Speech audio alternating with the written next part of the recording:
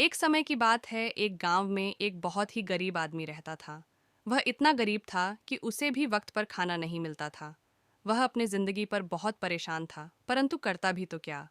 एक दिन जंगल की तरफ निकल पड़ा और कुछ दूर जाने के बाद उसकी मुलाकात एक ऋषि मुनि से हुई। ऋषि मुनि को अपनी सारी बात बताई।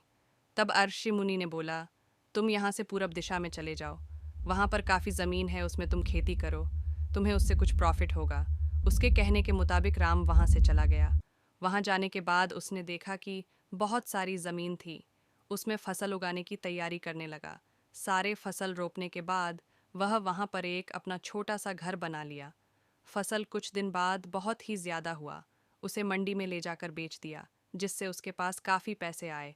ऐसे ही करते करते हैं राम एक दिन बहुत ही अमीर आदमी बन गया। राम के मन में और भी ज़्यादा लालच बढ़ने लगा और उसने काम करना कम कर दिया।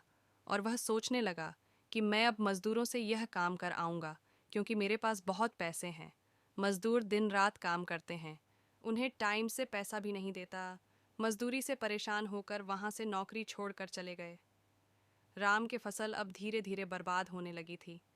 राम को अब समझ में नहीं आ रहा था कि वह क्या करे।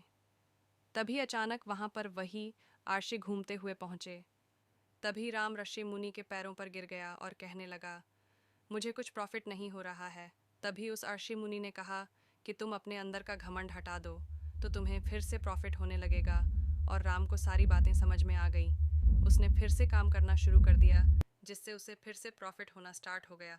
तो इसीलिए कहते हैं दोस्तों, कभी हमें आलस नहीं करना चाहिए, हमें डटकर मेहनत करना चाहिए, तभी हमें सफलता मिलेगी। अन्यथा हम बिस्तर पर सोकर यह सोचे कि हम करोड़पति बन जाए, तो कभी नहीं बन सकते हैं। ओ